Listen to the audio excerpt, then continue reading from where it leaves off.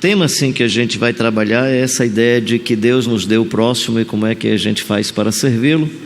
E o texto que me foi encaminhado é o texto de Lucas 10, versículos 25 a 37, é um texto muito conhecido, que é aquele texto de um doutor da lei, que pergunta a Jesus o que é que faz para herdar a vida eterna. E aí Jesus pergunta se ele cumpre os mandamentos, e ele diz que sim, e cita de maneira muito correta: amar a Deus sobre todas as coisas e o próximo como a ti mesmo. E aí Jesus diz: então vai, faça isso, você entende bem disso, então cumpra o que você está dizendo. E ele então faz uma pergunta: quem é o meu próximo, né? Eu sempre imaginei que essa pergunta era feita como uma forma tangencial, alguém que desejava sair dessa ideia de responder às demandas do próximo. Depois, olhando em outros textos bíblicos, eu acho que ele está mesmo meio confuso, e essa confusão estava evidente. Eu vou depois mostrar isso no livro de Mateus. Então eles estavam de fato confusos. Então quando ele pergunta assim, quem é o meu próximo, é porque foi dado o mandamento, e aí ele tinha uma dificuldade de saber quem era o próximo. E aí Jesus, possivelmente não, com certeza, por entender o ambiente, o contexto, a conjuntura em que aquele cidadão vivia, conta uma história muito simples que envolve o cidadão na história.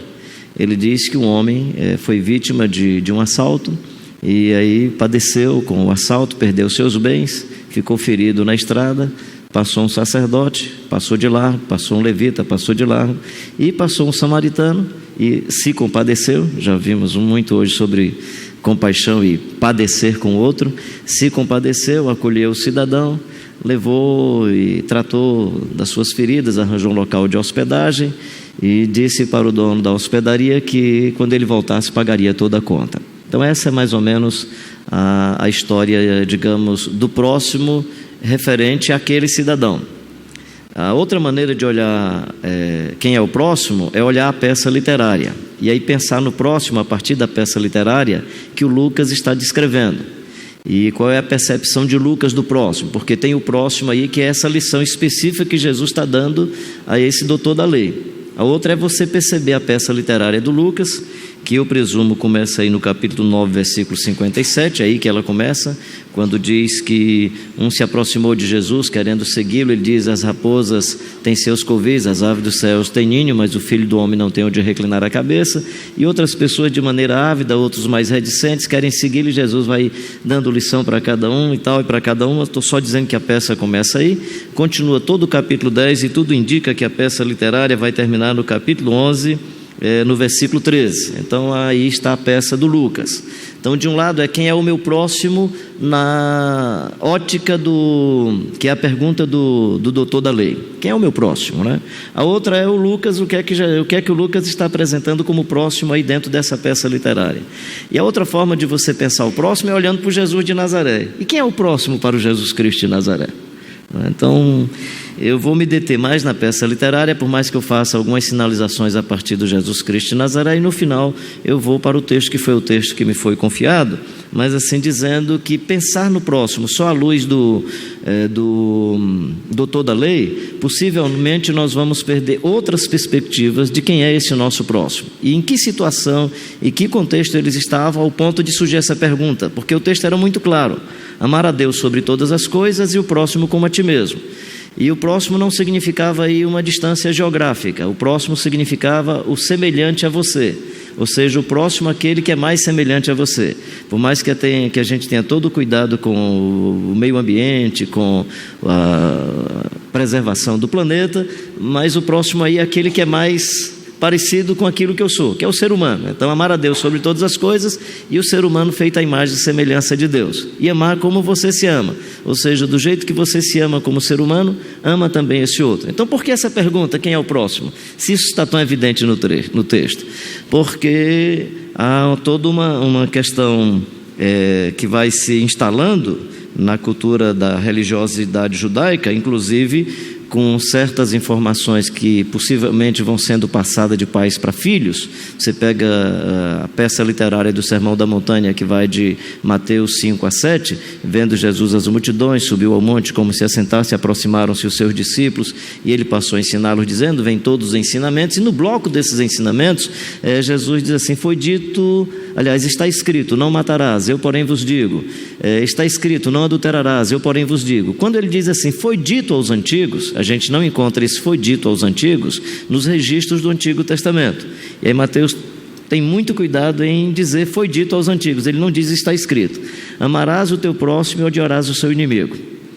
Que é naquele mesmo bloco que Jesus diz, se você faz a saudação somente a quem é do seu mesmo segmento, qual o louvor disso? Né? Qual o louvor disso? Ele diz, os gentios também procedem assim. Eles executam saudação, eles só falam com as pessoas que são do seu mesmo segmento. Então eles estão vivendo um momento em que há toda uma cultura e toda uma informação que é olho por olho, dente por dente. Amarás os teus amigos e odiarás os seus inimigos. Eles estão tendo essa informação. Então, diante dessa informação, quem é o meu próximo? Se eu odeio o samaritano, ele não é meu próximo, eu tenho que odiá-lo, ele é meu inimigo. E o outro que é do meu segmento, ele é meu amigo. Então, eu presumo que o indivíduo não está saindo pela tangente. Eu presumo que ele está diante de uma dúvida dessa informação que vai sendo repassada, como diz o Mateus, foi dito aos antigos, e isso vai se repetindo, e ele então está, digamos, fundamentado nesse tipo de informação. E aí pergunta a Jesus. Naturalmente, a pergunta dele é uma pergunta que só rico e religioso faz, que é sobre vida eterna, né? Todo rico e religioso quer saber de vida eterna, já está com a vida resolvida aqui, quer saber como é que vai ser na eternidade. Pobre não, pobre chega e diz assim, Jesus, minha filha está doente, cura, por favor, eu sou cego, tal, né? O que é legal em Jesus é que o cara fala sobre vida eterna e Jesus traz para o cotidiano. Pode observar, o rico que pergunta sobre vida eterna, Jesus diz, e o que tens guardado? Você vai prestar conta com Deus como? Não, e o que você tem guardado? Para quem será? Pensa no teu cotidiano, né? E esse cidadão também é a mesma coisa, ele chega perguntando sobre vida eterna. Por favor, vida eterna é um problema teológico, tá certo, gente? Não estou dizendo que não é um tema teológico, mas assim, é o tema teológico que rico gosta dele, né? Já resolvi minha vida aqui, está tudo legal, e eu quero também resolver lá, né? E religioso também só toca nesse tema, porque se acha resolvido que é resolver do lado de lá.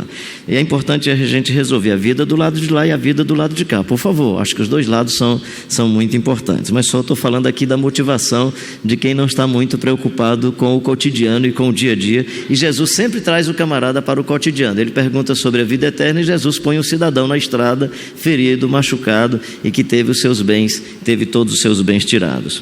Então, de um lado, assim, meu propósito é apenas dizer o seguinte,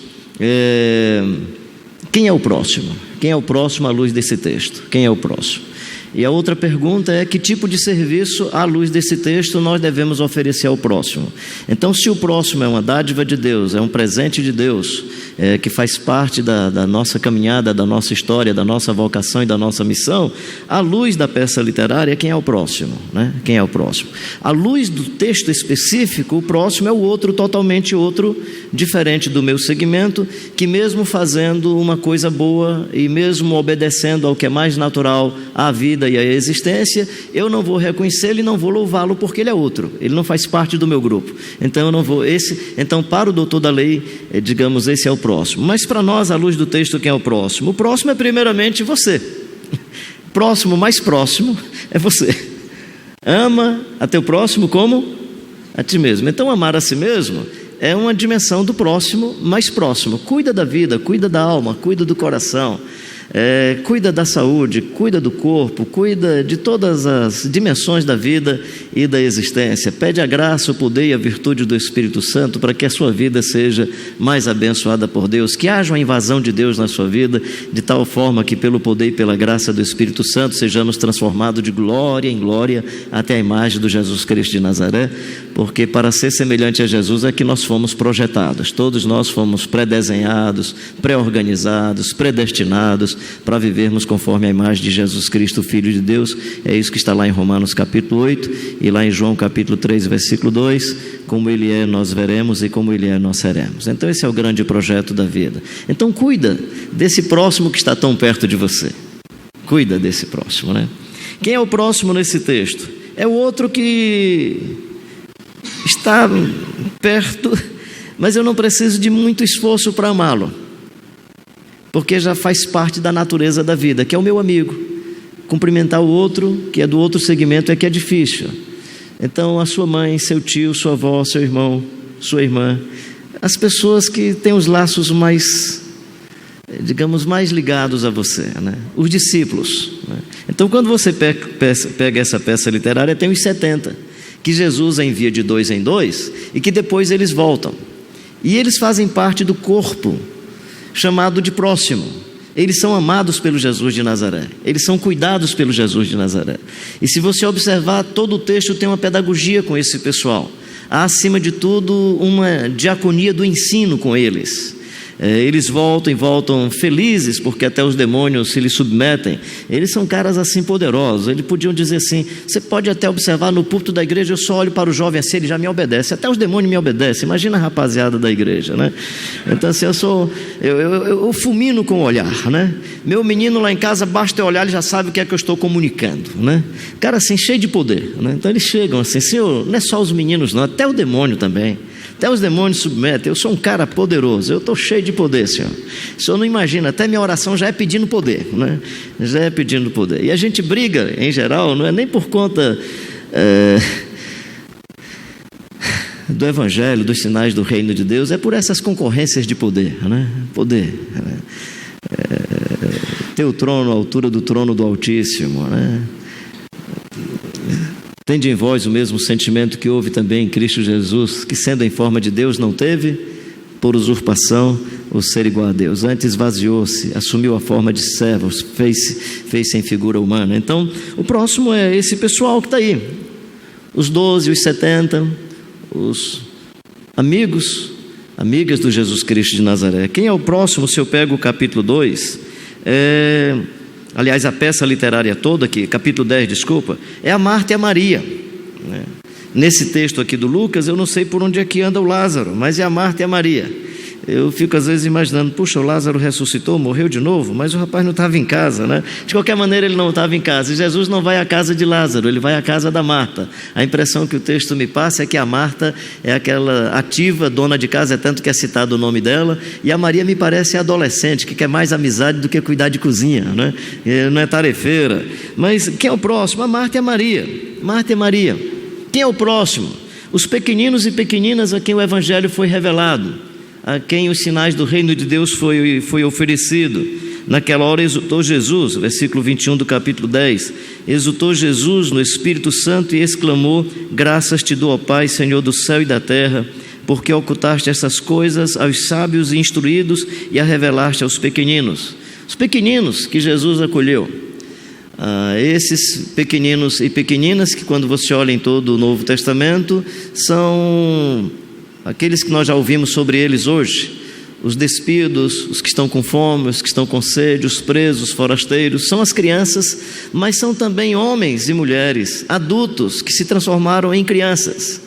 São homens e mulheres, são adultos, são outras pessoas que não estão na mesma categoria dos pobres, não estão despidos, não estão presos, não são forasteiros, mas foram pessoas que responderam com avidez a esse chamado do Jesus Cristo de Nazaré e se aproximaram dessas pessoas, não reconhecendo nessas pessoas o cifrão na testa, não reconhecendo seus títulos, porque viam nessas pessoas seres humanos feitos à imagem e semelhança de Deus. Então, quem são esses pequeninos e pequeninas? Todos os homens e todas as mulheres que abriram a alma e abriram o seu coração por se reconhecerem pobres de espírito e não ricos de espírito, por isso que são bem-aventurados.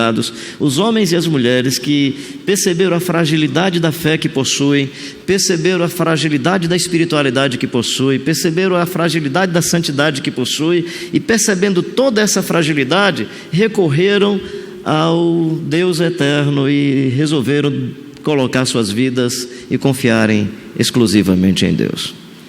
Por isso que no Evangelho o importante não é a sua fé pode ser do tamanho de um grão de mostarda. A grande questão do Evangelho é em quem você deposita a sua fé. Você pode, desculpa se tem algum torcedor do São Paulo, né? Depois de 12 partidas sem ganhar, você pode colocar sal grosso na escadaria do Morumbi, 13ª partida, e não é que o time ganhou, cara, né? Então você pode fazer a magia de objetos e ganhar a partida do futebol. Ou como o mundo protestante, eu estou pensando que a torcida do Atlético tem mais protestante do que outros grupos religiosos, né? Que basta uma frase de efeito e confessional: eu acredito, eu acredito, eu acredito, e o time ganha, né? Então,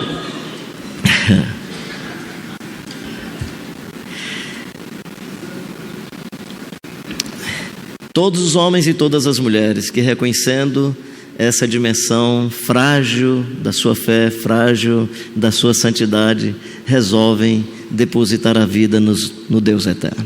Por isso que o poder de Deus se aperfeiçoa na fraqueza. O poder de Deus se aperfeiçoa na fraqueza. Quando eu sou fraco, aí é que eu sou forte. E aí Jesus começa quando fala das virtudes. A virtude básica é: felizes os pobres de espírito, porque deles é o reino dos céus. Felizes os homens e as mulheres que não se acham ricos espiritualmente. Porque aí quem se acha rico espiritualmente não precisa confiar em Deus, basta confiar na sua espiritualidade. Quem se acha pobre de espírito resolve confiar exclusivamente no Deus eterno e no Deus revelado no Jesus Cristo de Nazaré. Por isso que você é feliz. Você é feliz porque você não tem expectativa de reconhecimento, você não tem expectativa de aplauso, você não tem expectativa de que você é o melhor, você só tem o desejo de viver, e viver para a glória de Deus, para o bem da vida, e viver por causa dele, para a causa dele, e viver para o bem da existência. Então, quem são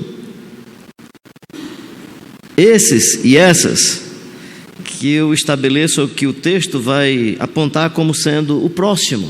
São esses pequeninos, essas pequeninas que Jesus diz: Pai, eu exalto o teu nome, eu te louvo e te agradeço. Diz, há uma espécie de exultação, né?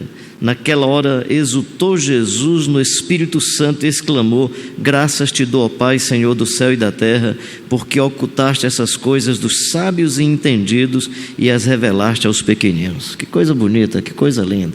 Ou seja, os entendidos não tem chance? Tem.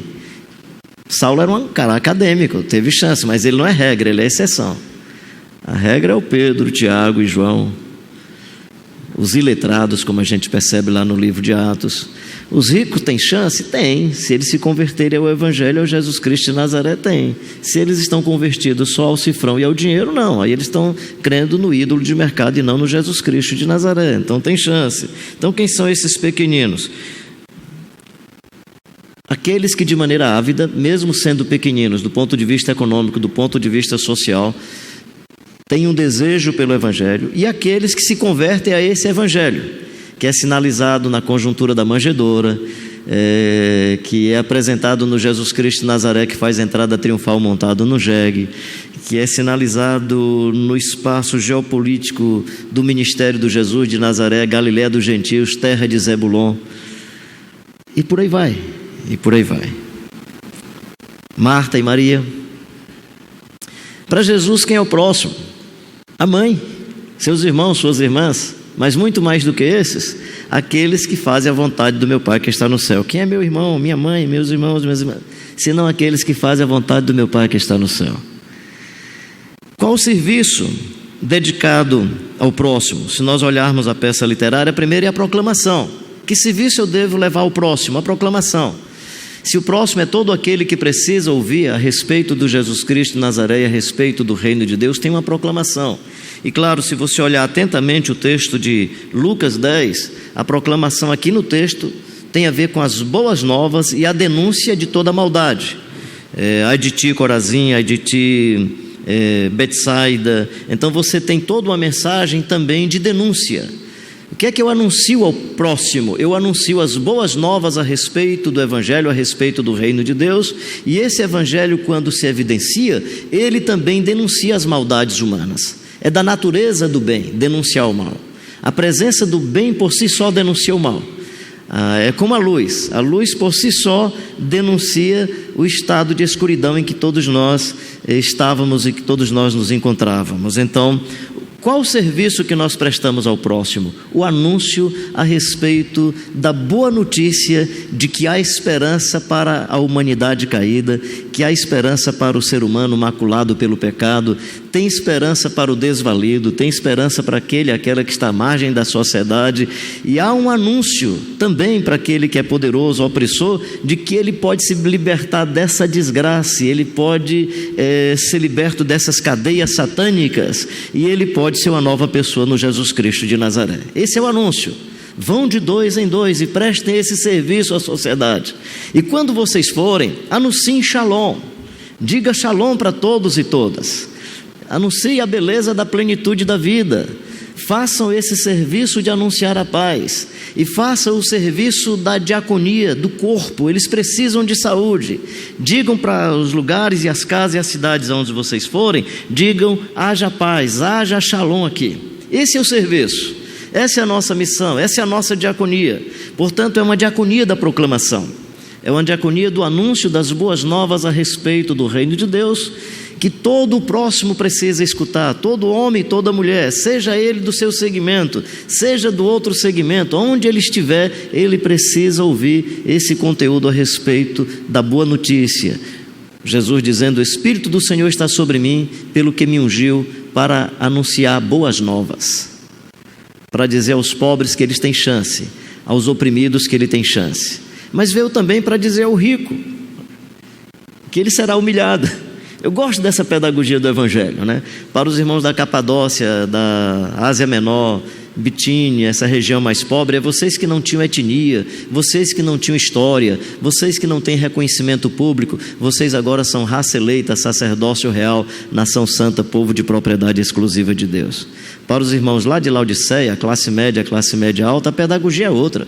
Vocês que acham que estão resolvidos, que pagam todas as contas, que pagam até a igreja para arranjar o estacionamento para o seu carro, você que paga os missionários para fazer missão, mas vocês não fazem, vocês não sabem que vocês são pobres, miseráveis, cegos e nus. Ou seja, a pedagogia do Evangelho é baixa a bola de quem está se achando tal e vê se levanta a autoestima de quem está perdido.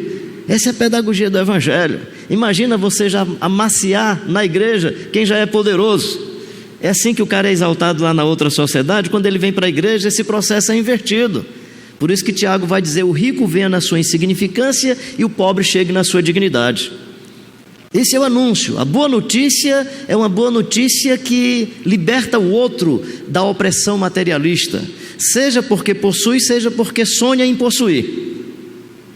Tanto é materialista quem acha que tem muito e vive confiando no que possui, como é materialista que ele acha que não é gente porque não possui, e acha que só será gente quando possuir. O Evangelho diz que você é gente porque você é um ser humano feito à imagem e semelhança de Deus, e não foi o resgate de prata ou ouro que lhe deu vida e dignidade, foi a dignidade do Jesus Cristo de Nazaré. Foi Ele que deu vida a você. Então o referencial não é quanto você possui, nem o título que você tem. Então quem é o próximo e qual é o serviço que eu ofereço a ele? Eu ofereço o serviço do anúncio das boas novas do reino de Deus. Shalom, cura, paz. É esse o anúncio. Que serviço eu ofereço ao próximo? Aí talvez seja uma forçação hermenêutica, mas é o serviço do ensino. O próximo volta, e é o próximo que está bem perto, os discípulos de Jesus, e voltam maravilhados, mas voltam enganados. Senhor, nós temos poder, até os demônios se nos submetem. E aí olha o serviço que Jesus oferece a esses homens. Alegrem-se, não porque vocês têm poder, porque esse poder que vocês estão acreditando que vocês têm, ele é só imaginário. Eu já vi esse danado aí do Satanás já destruído, eu vi caindo como um raio do céu abaixo. Porque Jesus está dizendo assim, vocês estão alegres em cima de nada, cara. Acho que Jesus está fazendo aqui, acho mesmo, porque o texto não me deixa muito claro. É porque ele, quando mandou os discípulos, ele disse, alguns de vocês vão ser bem recebidos e abraçados. Em outros lugares vocês vão ser repudiados. Batam aí o sapato de vocês, deixem lá até o pó. Então é possível que tenha algum discípulo aí que disse, Senhor, nós entramos na casa e na cidade o pessoal nos expulsou. Nós não temos nenhuma história para contar. Então tinha aqueles irmãos aí, né, com muita história para contar, e tinha aquele coitado e aquela coitada que foi expulso e que não teve muita chance, não tinha estatística para apresentar, e aí Jesus, acho que de alguma maneira diz, todos vocês são iguais, não se alegrem por causa do poder, nem por causa do resultado, porque no meu reino não é o pragmatismo que vale, é a obediência. E vocês têm um nome escrito no livro da vida, vocês têm uma cidadania. Alegrem-se por conta da cidadania que vocês têm. Que serviço é esse que Jesus está oferecendo a esse próximo, que é tão próximo dele? O serviço do ensino, diaconia do ensino, pedagogia do ensino. Qual é o ensino que Jesus está oferecendo aí nessa peça literária do Lucas para Marta e a Maria? Acredito que eu não vejo assim, muita diferença no que a Marta e a Maria estão fazendo, se a Marta estivesse utilizando a comida para gerar uma comensalidade, para gerar uma comunhão, para gerar um espaço de convivência profunda. Alguns aqui talvez conheçam uma historinha que eu conto sempre, que é uma vez eu chegando de viagem, e a minha mãe disse assim, minha mãe já está agora com 95 anos, na época eu acho que ela estava com uns 92 anos, aí ela disse, meu filho, eu orei por você pedindo para Deus abençoar você lá em Belo Horizonte, e aí quando terminei a oração as meninas vieram me corrigir que você estava no Recife. Por favor, quando você viajar agora, me diga para onde é que você está viajando, para eu não ficar orando errado, né?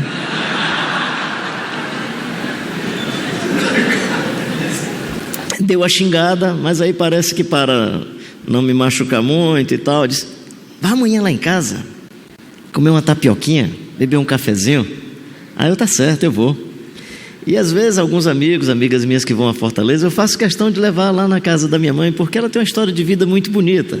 E aí quando eu digo, mãe, vou levar aí um pastor amigo meu e tal, aí ela põe umas xícaras bem especiais, aquele negócio. Nesse dia quando eu fui, ela estava com as xícaras para os meus amigos. A mesa estava muito bonita, estava muito legal. Só que eu percebi no papo, quando eu comecei a conversar, que não havia tapioca e café apenas. Havia uma iniciativa para o resgate, o aprofundamento de uma relação materno-filial. E desculpa se eu expor esse momento tão privado lá da nossa mesa, tão íntimo, eu e da minha mãe, que ela começou a falar que daqui a pouco eu disse, espera aí, mãe, mas eu não tenho mais fralda não, né? Aí brinquei com ela, se tivesse ainda leite aí nesse peito, eu ia beber leite, né? E brinquei com ela e tal, foi muito legal. Então, ou seja, a Marta pode estar providenciando comida, mas não fazendo do alimento uma chance de comensalidade, de comunhão, de aproveitar dos objetos sobre a mesa para aprofundar as relações do amigo e da amiga, dela e da sua irmã, as relações materno-filial, por exemplo, citando a ilustração que eu acabei de mencionar. Ou seja, presumo que o problema não está em Marta viver o seu ativismo em torno da mesa. É o fato de que a mesa não estava sinalizando uma pedagogia para a vida. Porque Jesus vai fazer diferente, ele manda os discípulos preparar a ceia e ele aproveita ali do pão, do vinho, da bacia, da água, da toalha e vai usando esses instrumentos como objetos para trazer informações pedagógicas profundas à vida. Então, nesse aspecto, há uma pedagogia e há um serviço, que é o serviço do Jesus de Nazaré ensinando a Marta e valorizando a atividade da Maria, que é essa atividade de aprender com Jesus, de valorizar o relacionamento profundo, de intensificar os laços de amor e de misericórdia, de aprofundar a beleza dessa amizade. Então há um serviço do Jesus Cristo de Nazaré a essa menina que é tão próxima, a essa outra menina que está no seu ativismo, mas é também pessoa tão próxima. Então nesse aspecto há como que uma diaconia do ensino no texto todo. O próprio diálogo de Jesus com o doutor da lei é uma pedagogia do ensino, é um serviço do ensino, né? Quem é o próximo nesse texto? O doutor da lei. O doutor da lei, que Jesus amava tanto quanto os publicanos e pecadores. É só você pegar o texto de Lucas no capítulo 15, você vai perceber que Jesus não sinaliza que ama mais o filho pródigo do que o irmão do filho pródigo. Ele deixa muito evidente que ele ama o filho pródigo tanto quanto ele ama o irmão que estava em casa. E se você olhar no texto, quem era o filho pródigo? Os publicanos e pecadores. Quem era o irmão do filho pródigo? Os escribas e fariseus. Pode pegar a peça literária do capítulo 15, que vai terminar no 14 a 16 do capítulo 16, que na verdade Jesus está contando 4 parábolas. Da dracma perdida, da ovelha perdida, e os publicanos e pecadores se sentem dentro dessa parábola. Depois, a 4ª parábola, que é a do administrador infiel, que possivelmente os escribas e fariseus se sentem como sendo esses administradores infiéis. E na 3ª parábola, Jesus fala de 2 personagens. O filho pródigo, que é o publicano e pecador, que está conversando com Jesus. Pode olhar no começo do capítulo 15, Jesus está conversando com publicanos e pecadores, e os escribas e fariseus chegam e começam a questionar por que Jesus estava conversando com publicanos e pecadores.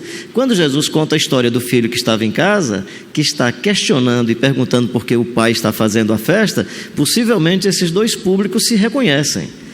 Os publicanos e pecadores se reconhecem no filho pródigo, e o filho que está reclamando e questionando essa festa feita com o publicano e pecador, o escriba e fariseu se reconhece nesse personagem. Então, na verdade, esse texto vai sinalizar que Jesus tem esse cidadão como próximo e como uma pessoa amada por Deus, e vai exercer esse serviço para que ele possa aprender mais, para que ele possa entender. E qual é a pedagogia que Jesus utiliza?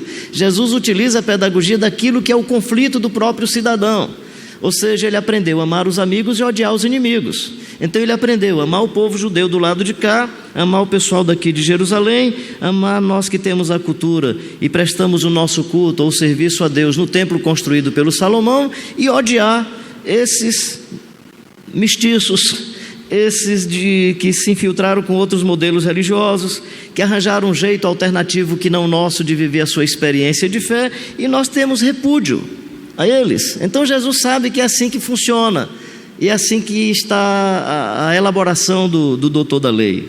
Por que eu estou dizendo isso? Porque os personagens que Jesus utiliza para falar do homem que estava caído na estrada são os personagens do mesmo segmento do doutor da lei. É o levita, é o sacerdote, que passam de largo.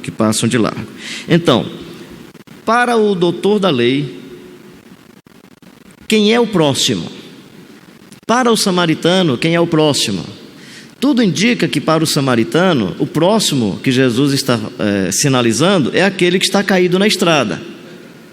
Para o doutor da lei, o próximo, por mais que um dia esse doutor da lei encontre um samaritano e possa acolher, mas o próximo para o doutor da lei, nessa ótica de eu rejeito o meu inimigo, o próximo não é o que está caído na estrada. Para ele, o próximo é o samaritano. É tanto que Jesus sabe que o cara tem tanta raiva de samaritano, que ele diz assim, quem você acha que foi o próximo do homem que caiu na estrada? Então a pergunta é, quem foi o próximo do que caiu? Aí ele diz, aquele que usou de misericórdia. Por que ele não disse o samaritano? Ele tinha tanta raiva de samaritano que ele não disse o samaritano, né? Então, quem é o meu próximo?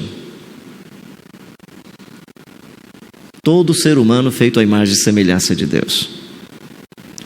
Quem é o próximo que eu devo fazer um esforço, um exercício, pedir graça de Deus, direção do Espírito Santo para estar mais perto, ajudá-lo, socorrê-lo? É aquele que está à margem da sociedade, aquele que é um risco para todo mundo, aquele que não é do meu segmento. Seria você imaginar o PSDB elogiando alguém do PT quando fizesse uma coisa certa, ou alguém do PT elogiando alguém do PSDB no dia que o cara fizesse uma coisa certa. E aí Jesus não está dizendo assim, vá para o PSDB, nem dizendo vá para o PT.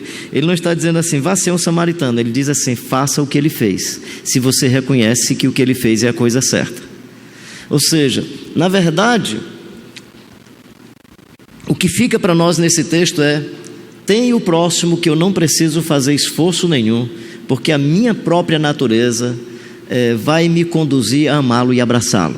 É pensar, por exemplo, no amor materno.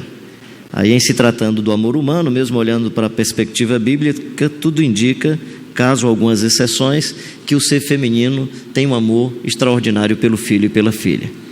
Não faz muito tempo eu era criança e tinha um rapaz lá no nosso bairro que, vez por outra, roubava de um, roubava de outro, e uma vez ele entrou de madrugada na casa de um cidadão que era delegado, ele mais 3 caras, e pegaram os 3, mas o nome dele era Carlos, chamavam de Carlinhos, mas também de Carrinho, porque ele corria muito, né? Mas conseguiram pegar esse cara. Eu me lembro que pegaram na esquina perto da casa onde nós morávamos, era mais ou menos assim 11 horas do dia. E aí era mais ou menos 4 policiais e pegando o cara, e ele se mexia e puxava daqui para lá, mas quem fazia o maior rebuliço não era ele, era a mãe dele. E a mãe partia para cima dos caras, né?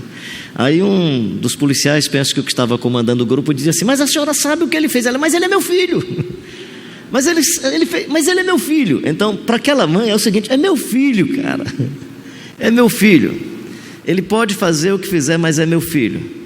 Então, amar aquele que é das suas entranhas, amar aquele que faz parte da sua história de vida, tudo indica não precisa de muito esforço. Por isso que quando Jesus fala do samaritano e do homem caído na estrada, ele está dizendo: você precisa amar esse outro, que olhando para ele, você vai amar por obediência e não por motivação da sua interioridade. Não é a sua emoção que vai gerar amor por esse personagem, é obediência ao Evangelho do Jesus Cristo de Nazaré. Porque você vai, nessas circunstâncias, quem sabe, amar contra o seu sentimento. Quantas vezes eu tive vontade de dar assim uma... Claro que não ia fazer muito efeito, né? Você que imagina, se for na ponta do queixo. E aí quero dar um murro no cara, e o Evangelho me atrapalha. Gostava de jogar bola, às vezes me dava vontade assim de dar uma arrastada naquele zagueiro que os caras, quando me pegavam, jogavam assim 2 metros, né, de distância. E o Evangelho me atrapalha. O Evangelho atrapalha a gente, cara. Porque o Evangelho manda você amar o outro totalmente outro.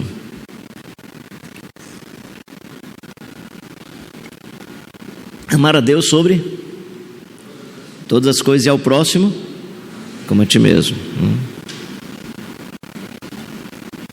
Deixa eu fazer inveja a você de novo.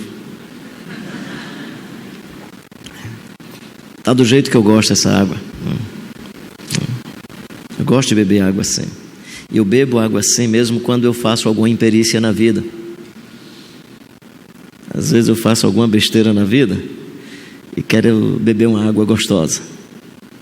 Alguém aqui já fez alguma besteira na vida? Que alívio, né? Você não sabe como, sendo cearense, eu gosto de uma redinha cheirosa e um lençol assim, né? E às vezes eu estou deitado na minha rede depois de alguma imperícia da vida, de ter pisado na bola, e fico chateado com a imperícia, fico chateado com a pisada de bola. Mesmo assim não deixo de cuidar de mim. Continuo chateado com o que eu fiz, indignado com a pisada de bola, indignado com a perícia, mas cuidando de mim, trazendo a água que eu gosto, dormindo na rede que eu prefiro, procurando o melhor alimento que eu quero. Ou seja, a despeito da minha indignação com o mal que eu fiz, eu continuo me amando. O que é que significa então ama o próximo como a ti mesmo? Significa que quando o próximo faz a imperícia, mesmo que eu esteja indignado com a imperícia que ele fez, e ele é responsável pela imperícia dele, como ser humano, eu vou continuar amando-o. Porque foi assim que o Jesus Cristo de Nazaré nos ensinou, a não ser que você não queira segui-lo.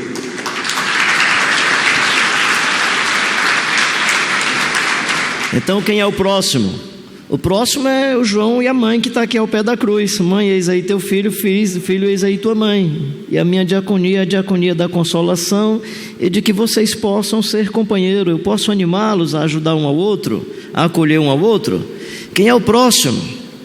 É o Pedro, coitado, que o negou. E Jesus se aproxima dele e vem toda uma pedagogia da reconciliação e um serviço para resgatar a esperança desse moço, a sua vocação pastoral. Apacenta os meus cordeirinhos, apacenta os meus cordeirinhos. Mas quem é o próximo? O cara que do lado diz: Senhor, lembra-te de mim quando entrares no teu reino, hoje mesmo estarás comigo no paraíso. Mas quem é o próximo, que pelo menos na minha ótica é o próximo mais difícil, que está bem próximo na geografia, mas no coração, pelo menos se fosse comigo, o cara estava distante demais? É o algoz, que pega a espada, que maltrata, que machuca, e ele diz: Pai, perdoa-os, porque eles não sabem o que estão fazendo. É o próximo. E aí, eu não posso deixar de... Todo mundo já sabe dessa historinha, mas eu me encanto com ela e, por favor. Mas quem é o próximo? O próximo é o danado do Judas. É o Judas. Que se a gente ler direitinho João capítulo 12, por mais que o narrador perceba a denúncia, há um anúncio do jeito de ser do Jesus de Nazaré em relação ao próximo, que é o outro totalmente outro. Jesus está reunido com os discípulos, o Judas entra, Jesus sabe o que é que o Judas fez, Jesus está sabendo de tudo, Jesus conhece a cultura judaica, sabe que só pode molhar o pão no vinho do outro quem é muito amigo. Leia Ruth capítulo 2 e veja lá Ruth sendo discriminada pelas mulheres judias por conta da concorrência no trabalho, e quem sabe estrangeira, refugiada, né, que não devia estar ali, e o Boaz manda um recado: digam a essa refugiada que amanhã de manhã ela deve vir à mesa, uma espécie de primeira refeição do dia, uma espécie de café da manhã, e diga a Ruth que ela pode molhar o seu pão no meu vinho. O que é que o Boaz está dizendo? Diga a essa menina para não se sentir estrangeira. Diga para essa menina que, a despeito dela ser estrangeira, ela aqui será bem acolhida e abraçada. Então isso fazia parte da cultura judaica, e só molhava o pão no vinho do outro quem era assim muito amigo, ou a quem o amigo desse essa liberdade. Então, quando Judas chega e o narrador percebe como denúncia, eu acho que ele não está errado, mas eu presumo que mais do que a denúncia de quem é o Judas, há um anúncio de quem é o Jesus Cristo de Nazaré. Judas, cara, aí na minha linguagem cearense, macho ré, você me vendeu, macho. Eu sempre digo que a chateação de Jesus não foi ter sido vendido, foi o cara ter vendido só por 30. Só 30, cara. Porque essa é a lógica do crime, né? Essa é a lógica do crime é aquele que paga, ele paga para você matar, porque qualquer preço tira dele o peso e a carga de que ele matou. Ele não matou, não, já paguei, né? Então assim, Judas se vira lá. Bem, mas aí Jesus diz assim: cara, a despeito do que você fez, e mesmo tendo me vendido, eu quero tratar você como próximo. Meu copo de vinho vai continuar aberto para você molhar o seu pão. Não vou colocar uma tampa no meu copo. Você é o que é, Judas, mas você não vai mudar quem eu sou. Eu vou continuar sendo Jesus Cristo de Nazaré, de coração aberto, rasgado, dilatado, vazado de misericórdia. Eu vou me permitir sempre, sempre, transpirando e respirando amor. Então, Judas, você fez o que fez, mas você tem uma chance, cara. Se você quiser, você continua molhando pão aqui no nosso vinho.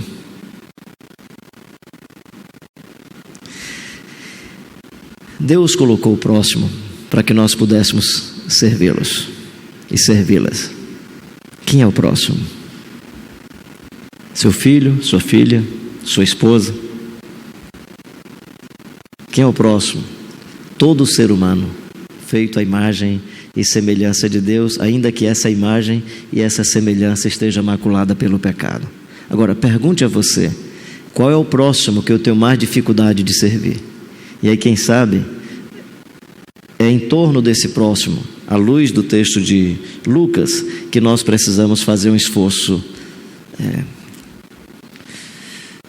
maior. Pedir a graça, o poder do Espírito Santo e romper com todas as nossas amarras culturais, todas as nossas dimensões religiosas que não permitem que você se aproxime dele ou dela. Isso não significa que os déspotas, que os poderosos, que aqueles que são tiranos e tiram a vida, não sejam o nosso próximo para quem nós levamos ai daqueles e ai daquelas. Ai de ti, Corazim, ai de ti. Ou seja, é também serviço ao mundo, é serviço ao reino de Deus, e é serviço ao bem da vida, e é serviço ao próximo, a denúncia e o ai de ti. Ou seja, o anúncio ou o querigma do Evangelho, a proclamação do Evangelho, traz boas novas para aqueles que estão ávidos a responder às boas novas, mas a beleza do Evangelho traz consigo a beleza da justiça e a beleza da redenção, a beleza e a possibilidade de restauração de toda a história da humanidade a partir da intervenção do Jesus Cristo de Nazaré. Quem é o próximo e a próxima? Quem é a pessoa que você diz, esse está tão perto e eu... Tão perto e eu não consigo servi-lo ou servi-la? Quem é esse outro que está tão distante do ponto de vista da nossa relação emocional, religiosa, e você diz, eu não estou conseguindo perdoá-lo, perdoá-la? Vá você e faça o mesmo.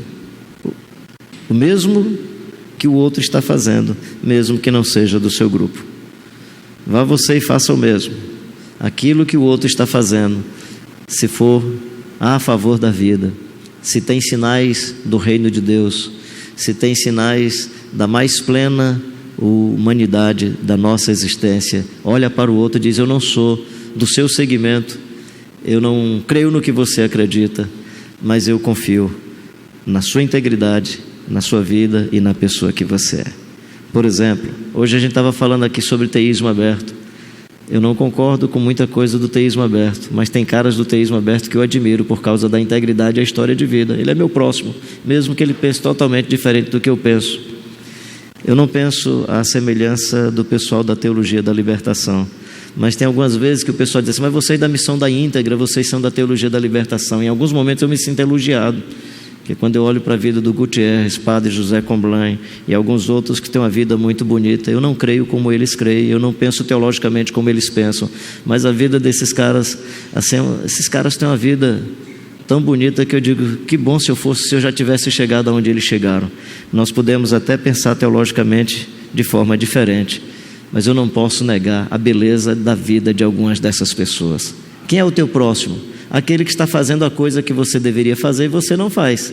Então, quando ele fizer, reconheça e diga, puxa vida, esse cara está fazendo o que eu deveria fazer. Aí o que Jesus diz assim, não vá ser da teologia da libertação, não é isso que ele está dizendo assim, vá fazer o que ele está fazendo, que você deveria estar fazendo melhor do que ele.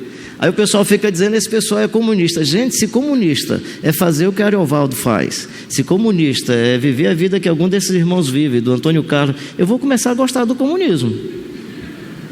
Se fosse verdade esse tipo de denúncia, porque não é verdade.